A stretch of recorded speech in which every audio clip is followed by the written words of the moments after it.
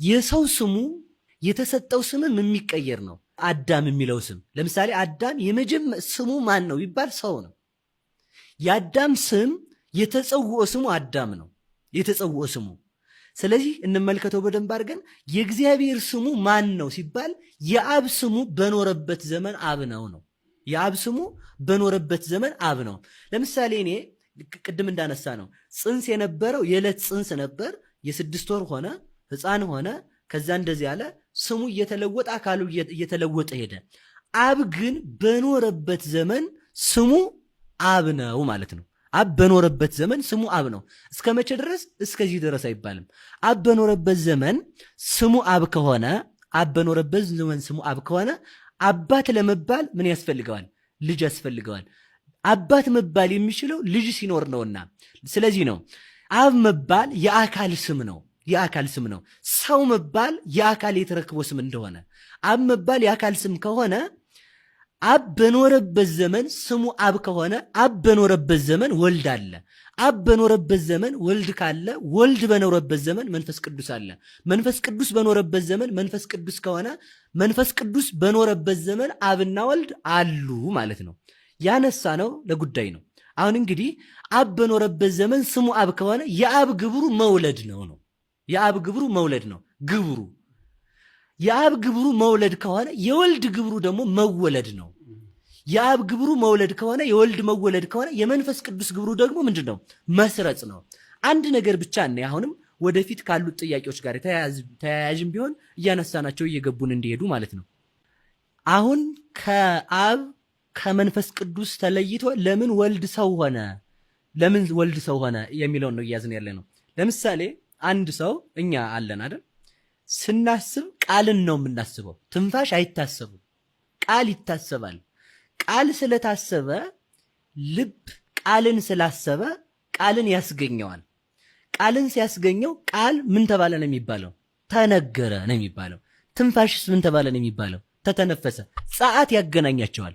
በደንብ የምንዛት ነገር ጸአት ያገናኛቸዋል ማለት በአንድ አፍ ይወጣሉ። ቃልና ትንፋሽ ማለት ነው።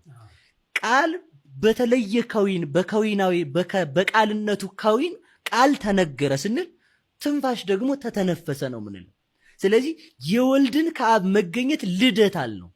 የመንፈስ ቅዱስን ከአብ መገኘት ስርጸታል ነው። ስለዚህ የሚጻፍ ለምሳሌ አንድ ሰው ሊጽፍ የሚችለው ልቡን ነው ቃሉን ነው እስትንፋሱን ነው ሊጽፍ የሚችለው ጻፍ ቢባል አንድ ሰው ወረቀት ላይ ሊጽፈው የሚችለው ማንን ነው? ልብን በቅርጽ እንደዚህ እንደ ምናምን ማስቀመጥ እሱ አይደለም። ልብን መጻፍ አይቻልም።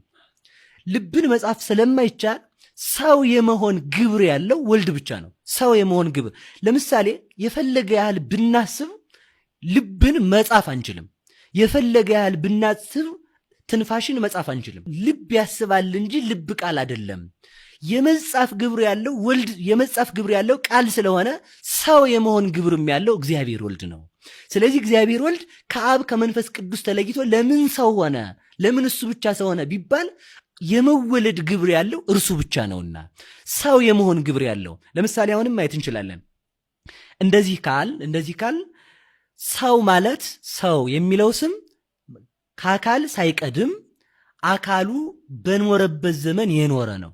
ሰው የሚለውን ስም አካሉ አይቀድመውም። እንደዚህ ከሆነ ወልድ አብ በኖረበት ዘመን አለ። የሥላሴ አካላቸው ወአካላቲሆሙኒ ለስሉስ ቅዱስ አስማቲሆሙ። የሥላሴ ስማቸው አካል ነው። አካላቸው ስም ነው። እንኳን የሥላሴ የኔ ስሜ አካል ነው። አካሌ ስም ነው። የሰው ስሙ ሰው ነው። ስሙ ደግሞ አካሉ በኖረበት ዘመን የኖረ ነው።